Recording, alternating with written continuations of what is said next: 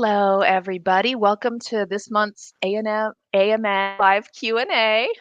We're so happy to be here. This month, we are talking about note-taking for interpreters. Very exciting topic, and I can't wait to dive right in. But before we get into it, I just want to introduce myself first. My name is Kristen Burke, and I'm the manager of recruitment here for AMN Language Services. I'm joined by a few of my colleagues. Audrey, she's doing the interpreting for our ASL audience. We have Albert with us, Oksana, Ursula. Albert, would you like to go ahead and start by introducing yourself? Sure, and thank you so much, Kristen. So my name is Albert Ochoa. I am a Spanish interpreter with AMN now for a little bit over 7 years. I've been interpreting for about 25 years of my life now. I've done probably every aspect I can think of, including medical, business, legal, law enforcement. Um, so it's been a pretty adventurous career so far, and looking forward to the trainings and what we have to say today, we have to share. Thank you. Awesome. Thanks, Albert. Oksana. Yes, hello everyone. And I'm a Russian interpreter. I don't have so much experience as of my colleague Albert, but I've been doing this for the last 6 years and joined the MNN company for the over a year, and so excited to work here because I live in this country for a while, but being as the professional medical interpreter, it's been only for the last 5, 6 years of my career, and I definitely happy to continue my journey here with this company and get into our conversation. Thank you, Oksana. Excellent. And Ursula. Yes, thank you, Kristen. My name is Ursula. I'm currently an instructional designer for AMN Healthcare, but I started my career as a Spanish interpreter as well. First, I focused on simultaneous interpreting, but then I did consecutive interpreting in the healthcare field, but joined the training team a few years ago, and I'm part of the instructional design team here at AMN. So this is a great brain trust here of subject matter experts. You all are very privileged to be in the space of these fine folks. So before we get into the questions, I just want to make sure our audience knows that the intention of this Q&A session, it really is the Q&A part, right? So we're going to be giving you lots of valuable tips and information, but certainly we want to hear from you. So make sure you are dropping your questions into the chat. We'll answer them to the best of our ability. Anything that I don't answer verbally in this live stream, we'll make sure and answer later on for you via text. So let's go ahead and get right into it. Note taking. Why is note taking important? And if you're somebody who does not come from a professional interpreting background, you're probably thinking, what does note taking have to do with interpreting? Interpreting is spoken, you know. So let's answer that question. I guess we'll start with Albert. Why is note taking important for the interpreting profession? Absolutely. At the end of the day, we're only human. We can only retain so much information. So having a well organized note taking system is definitely important because you can always refer back to what you're trying to say in this message. And of course, the more and more you practice it, the better your notes get. Your listening skills become a lot better in conjunction with your notes. So you can easily refer back to that and make sure that you don't miss anything in the conversation. Yeah. Excellent. Thank you so much. And Oksana, do you want to maybe give the audience an idea of what kind of things you're taking notes on, or maybe how you're taking notes as an interpreter, right? Because you're not sitting there writing everything down verbatim. So, do you want to kind of explain what that looks like? Absolutely. The note taking, it's a lifesaver for our job. It's definitely helping us a lot. We can be really unique people and maybe think about our memory is excellent, but the note taking is definitely, it's a main crucial and critical help for our work. The main things are definitely when I'm started my note taking, I always write the names, numbers, date of birth, addresses. It always has to be on the one side of my whiteboard, and I keep it this until the end of the hour session. Try to keep specifically the names. It's very important. Who are you talking? How can you present and ask the question? And there's a little things for the note taking for the Russian interpreter, because in our country we have, like, for example, date of birth. We started with the date and months, and that's make a very big impact on the person if the person will say it's would it be like a 12th of the November, but we might gonna interpret it as a vice versa, because in United States is a different way. And it definitely always helped to clarify it and write it down, make sure you're on the right pace. Yeah, right, right. And I'm sure, like, when you're talking about prescriptions or, dosages, things like that are crucial that you're writing that down so you can retain that information, right? Absolutely, this is very important because patient, they might gonna even not paying attention. You have to write it this down on your as your notes, and because they might gonna ask this again and again. It is very important on the prescription or date of the appointment. Again, they might gonna be messed up. It's like June or July. It's always very important to write it down. Yes, definitely. Thank you. So, Ursula, this one's for you. Now, as you heard Ursula say in her introduction, she's working on our training and development team. So, Mm. she is one of the folks, creating training programs for our interpreters. So, from your perspective, Ursula, what kind of things do you all educate, I guess, new or existing interpreters on as far as note taking goes? Certainly, thank you for that question.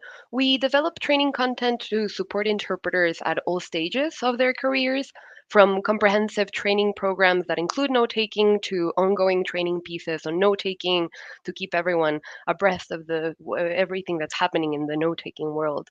On the one hand, our content is designed around techniques developed by experienced interpreting professionals like Andrew Gillies, which have been proven successful time and time again.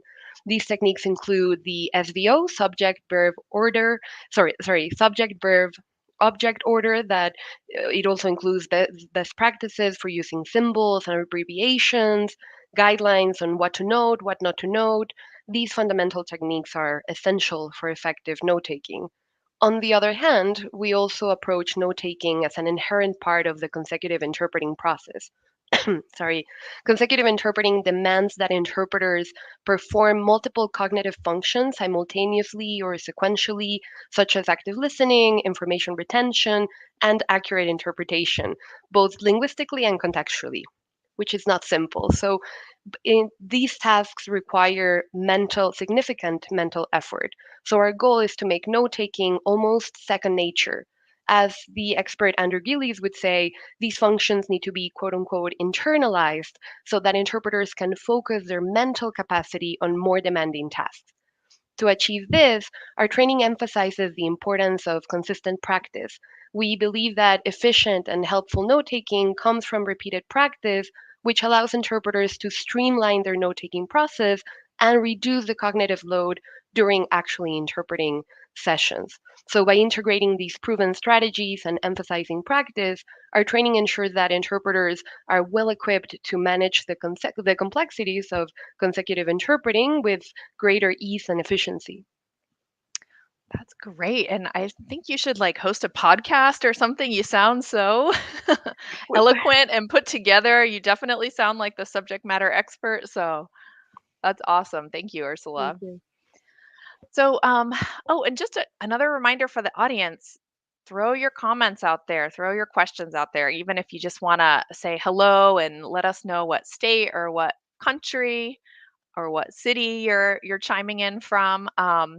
Reminder, we do hire here at AMN from the US as well as Costa Rica and Mexico.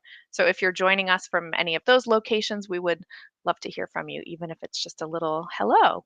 And we did have Victor saying hello from Costa Rica. So nice to meet you, Victor. Um, okay, so Albert, have you ever had a time where you've not been able to read your notes? That's my just little curiosity. Absolutely. Of course, practice makes perfect. So you do have to continue practicing. And like I was saying at the beginning, organization is key. You have to definitely maintain your notes. Recently we had a little internal training from the subject, verb, and object. And that was very good for me as a reminder exactly what I'm taking notes about, right? But then there's also a form of organization in those subjects. So, for example, there is a method called diagonal method, and that's just simply the way that you take notes. So you would put your subject first, and then towards the middle of the page or the middle of your notes space is your verb, and at the end is your object. And then any list that derive from that on the objects would be vertical. So very good organization techniques is definitely something that you'll learn to appreciate in the future. And the more you practice it, it just becomes second nature. And then at the beginning of every sentence, you start again from that, subject, verb, and object. So that's something that has worked for me. And that way you don't have to think about, I'm going to not be able to understand what I'm saying here. Right. That's great. And this is honestly very enlightening. It seems like, all right, taking notes, how much is there to talk about? But I'm learning so much, and I'm sure the audience is too. So thank you. We have more questions. Actually, I think this one might be for you, Ursula, or really anyone who wants to give the answer. But Margarita is asking, are there any books on note taking for interpreters that you could recommend? Well, actually, the book written by Andrew Gillies, I think that's a fantastic resource. It's really literal, Note Taking for Consecutive Interpreting, a short course. And for me, it was life changing. It was part of, when I was back in college, it was part of my lesson plan. And it basically covers all the techniques that interpreters can benefit from when they are starting to create their note taking system.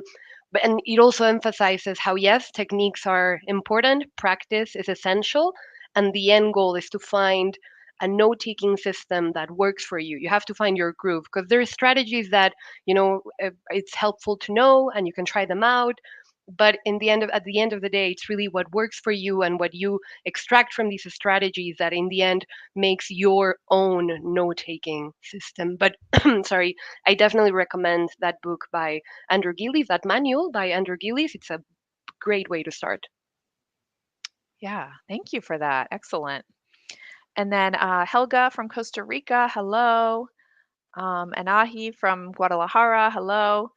Um, you have an interesting background, Anahi. I'm sorry if I'm butchering your name, but this is someone who's a nurse. So I just wanted to call out that we love to see anyone, with a medical background. Um, we have avenues of training for anyone who may have, a little bit of exposure to interpreting, but has not done interpreting in like a dedicated professional setting. Those who come from a medical background are always well positioned, to train because you have that medical terminology understanding, and that's really a great background. So if there is anyone interested in applying, we do have, probably the easiest way is of course to go to our website, and I think we can drop the links in the chat, but also you can email lsrecruitment@amnhealthcare.com, and you can get a pretty quick response that way. Okay, so we'll get back to the questions in a second, but I wanted to ask Oksana, Tell me about a time when note taking may have changed the outcome of a call, or really, you know, had you not been taking notes, the call would have gone a totally different way. Is there any story you'd like to share with us? I wish I can share many stories, Ursa, because I literally start taking notes immediately right away when we get into that conversation. But it's definitely might gonna affect your the session. It's might gonna affect your conversation with the client or provider if you're not taking your notes, because you might gonna mistake. And if you're making mistake, just admit it. You can clarify it. You can ask and get into the your session again with the note taking. It's crucial, and definitely it's might gonna affect like the one word that you might hear, it's a hypotension or hypertension. It's might gonna affect for the whole concept of the conversation, or any if the patient come to the doctor saying, it's very important. And again, I always taking notes right away, and it's helping a lot of us. And like I said, I'm a visual person. If I'm not gonna take it notes, it would be hard for me to remember why the we were talking about, and I keep it flow of the interpretation. Yeah, definitely. Thank you. That's great. Okay, and then Ursula, can you explain to the audience, maybe for those who aren't familiar with HIPAA, um, maybe just a quick understanding of what HIPAA is and why it's important that we discard the notes, and ways in which you can make sure that you're not making any HIPAA violations during a session. Yes, certainly. HIPAA is the Health Insurance Portability and Accountability Act. And what it basically it covers a lot on how to protect patients' privacy and private information, what we call PHI, personal health information. When we're working in the healthcare field as interpreters, when we're taking notes, we are taking notes of personal health information that we need to protect. And we need to ensure that when we're done taking notes, we have a system where we can get rid of those notes, shred them. I would say burn them, but that sounds like something that could cause an accident. So we just need to make sure no one can access that information in any way. So we need to find our own way. There, I know interpreters that have a shredder, or interpreters that find their little spiritual moment at the end of the day by just tearing off the notes that they've taken. Some interpreters use digital means like a boogie board, that's how it's called, so they can erase the content as they go. So that is also a great, well, like it's a great option. But for us in the healthcare field, we need to ensure that our notes, which include PHI, go nowhere outside our private space. Yeah, good. Thank you so much. So, Albert, do you have a preferred method in terms of like paper or the digital? Talk to us a little bit about that.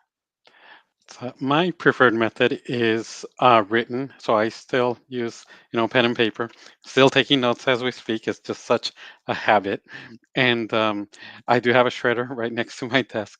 So that's part of my day. As soon as I'm done with my day, I shred every notes that I had um, for that shift. And I kind of get it out of sight, out of mind, and it's done. I don't have to save it or think about it till the end of the week.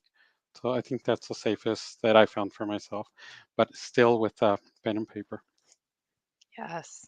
This is reminding me too of high school. I remember, I was one of those people that took so many notes, and then you have some that don't take any notes. They just want to listen, right? So I'm sure this is where like the training comes in handy, because for this profession, I'm sure there's a little bit of a sweet spot in addition to your own personal touch.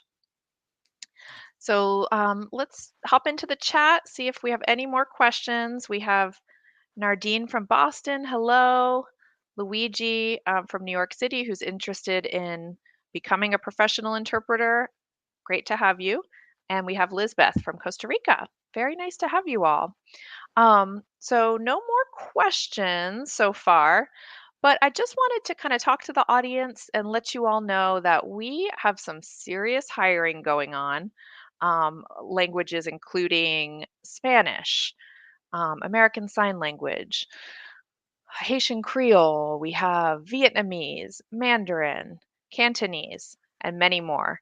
So if you're interested in, you know, gaining experience, if you're an experienced interpreter and you're interested in joining our dynamic team of remote interpreters, definitely reach out to us because right now is just a great time. I can't even tell you, my recruiting team is like busier than we've ever been in the 8 years that I've worked here. So now's a great time to join.